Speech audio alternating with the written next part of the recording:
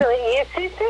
Bueno, de existir existe y eso ha sido el trabajo de Radio Latino 2, tratar de descubrir dónde está esa persona, porque el nombre sí sabemos, que dice que hace un trabajo, también los dejan saber que lo hace, pero cuando se trata de comunicar uno porque hay alguna persona en riesgo ahí en la frontera, porque le detuvieron o algo, no se sabe a ciencia cierta en qué momento uno se puede enlazar algún tipo de queja o se puede dar alguna información para que se acerquen a ver a ese compatriota en desgracia. Entonces, lo mismo pienso yo en la frontera con Colombia, ¿no? Porque esa es la parte más dolorosa, ¿no? Si en Colombia realmente están trabajando para defender los derechos de estos ciudadanos. Recordémonos que también que hace poco lo que pasó en Haití, ¿no? ¿Quién defiende los derechos humanos de esas personas que han sido prácticamente envueltas en algo que no tiene un sentido de la forma en la que se ha invertido el dinero? Creo que si no estoy mal, más de 10.000 millones de dólares fueron las donaciones para Haití. Y si nosotros vemos los últimos informes de Haití, mucha de la gente vive en la misma forma en la que les encontraron después del desastre y peor de lo que vivían antes. Entonces, todas esas cosas preocupan. ¿Quién realmente representa los derechos humanos y quién es el que da los recursos para que esas personas defiendan los derechos de los ciudadanos del mundo?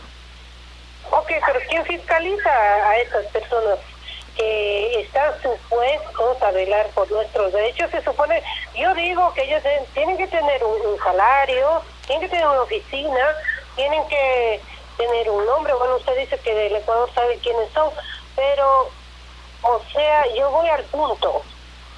El pueblo, si no reclama, si no se une, volvemos a lo mismo. Si no hay unión, si no hay organización, esta gente va a seguir haciendo de las suyas, va a seguir ignorando al que necesita. Porque yo conozco también mucha gente que ha necesitado un abogado.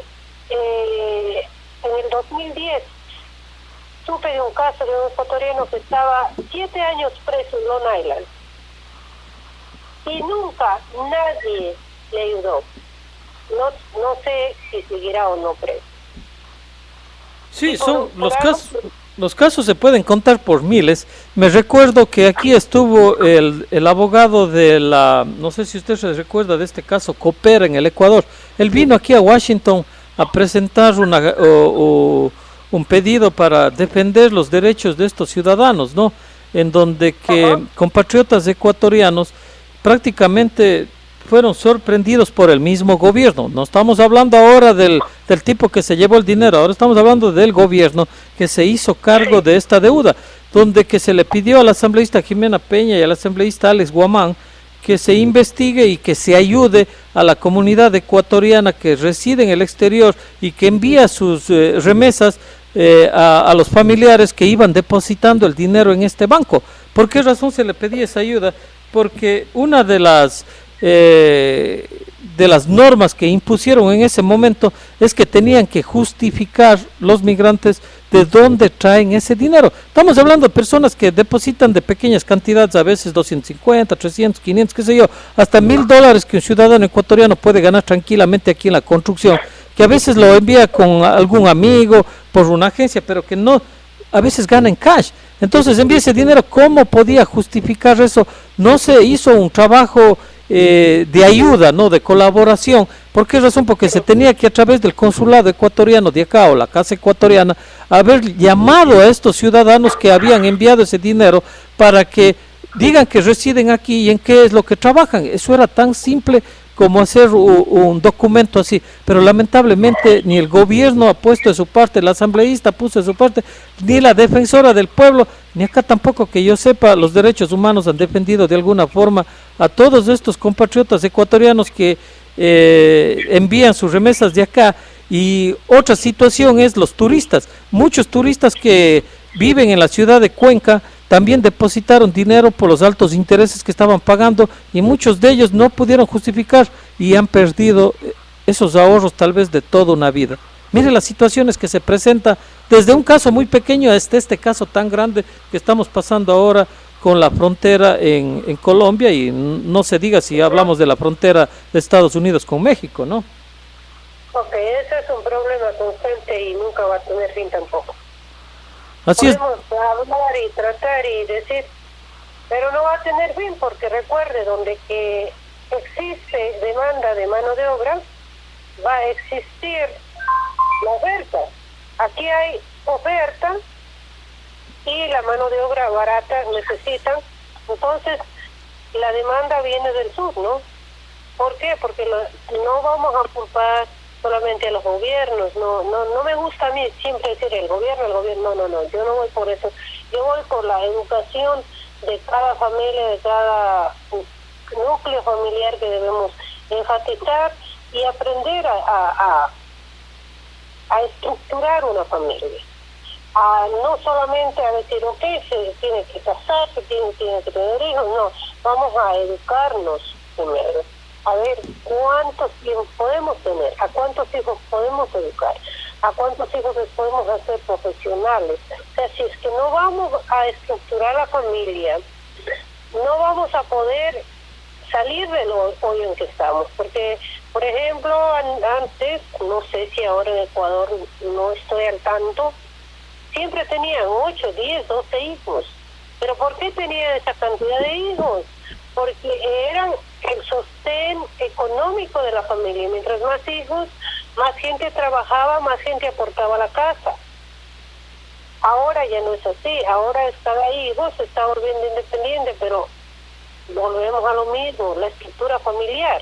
Entonces, desde ahí comienza la inmigración. Al salir del seno familiar, al salir de su círculo, ya comienzan a ser atropellados los derechos. Allá mismo en Ecuador podemos ver, la gente de la ciudad discrimina a la gente del campo por su dialecto, por su vestimenta, por su grado de educación. Y no me van a dejar mentir, que es así. Entonces, por ahí comienzan los problemas. ¿Por qué nosotros no nos enfocamos en educarnos, en aprender a respetar los derechos? No decir, tienen que respetar, no, nosotros tenemos que aprender a respetar los derechos. Primero, a no ser racistas, a tener tolerancia, a ser humanitarios, a ayudar a la gente que nos necesita. Hoy leía algo que decía sobre los sirios, no yendo tan lejos, adopte una familia. ¿Cuántos de nosotros somos capaces de adoptar una familia? Bueno, obviamente esto se brindaría para muchos temas, ¿no es cierto? Porque si nosotros hacemos un recuento de los temas que hemos tocado últimamente, nos damos cuenta que los mayores, las personas que más abusan de los vulnerables son la gente que más ha estudiado. Los ignorantes, las personas que desconocemos ciertas cosas, pues somos presa fácil del que más ha estudiado, ¿no? Pero en este caso uno asume que al estudiar es un profesional y el profesional se debe a su carrera para servir al pueblo, pero muchas de las veces se sirve del pueblo, más no sirve. O sea, todo esto es un tema muy contradictorio y hay cosas que a veces uno quisiera entenderlas de mejor forma, pero en este caso, lo que tiene que ver con los derechos humanos, estamos dándonos cuenta que aquí, del tema que tocamos, despertar latinoamericano, no se está haciendo absolutamente nada en cuanto a los gobiernos, y tenemos que decir los gobiernos, porque ¿qué es lo que sucede? Un ciudadano que está acá enviando sus remesas al Ecuador, está colaborando con el presupuesto del Estado. Entonces, lo menos que puede recibir es un servicio eficiente en base a sus derechos. Y yo creo que es lo mismo lo que pasa en la frontera con Colombia.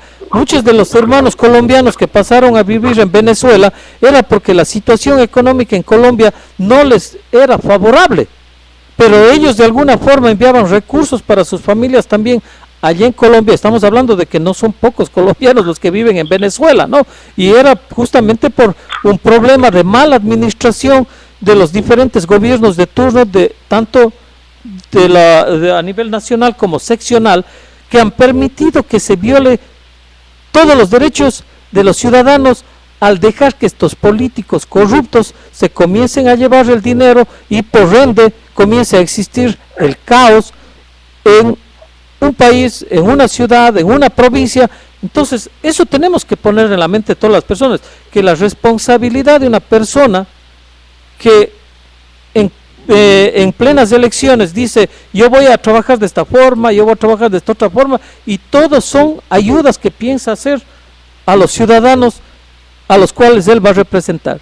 Pero una vez que está posesionado y pasan los meses, en vez de aprender las cosas positivas, comienzan a aprender las cosas negativas. ¿No cree usted que es así? No sé si Jimmy tiene algún comentario.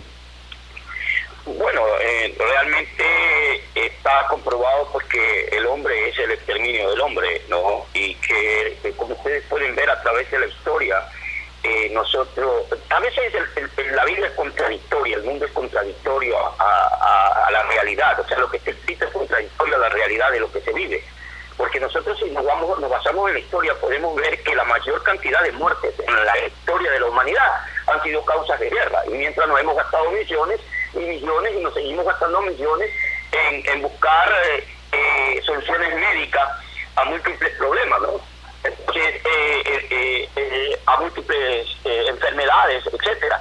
Entonces, pero sin embargo, cogemos en un día y nos gastamos millones sobre millones en bombas, en armas nucleares para destruir a la humanidad, y así pues hemos logrado el mayor exterminio de la humanidad, pues ha sido causa de estos conflictos, ¿no? Una cosa que pongo, o como nosotros decimos, yo lo digo siempre, un grito en el silencio, ¿no? Un grito en el desierto, perdón, ¿no?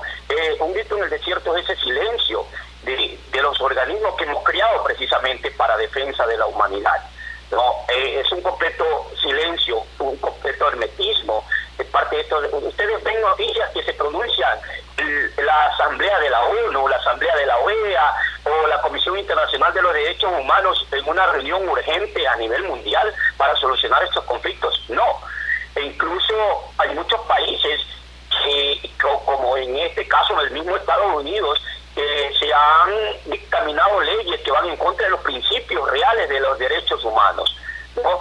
Tal es el caso, por ejemplo, de que nosotros podemos ver ahora en República Dominicana, y ahorita lo estamos viviendo en Colombia. En República Dominicana se le estaba denegando la patria a los que habían nacido allí solo por ser hijos de jamaiquinos, ¿no?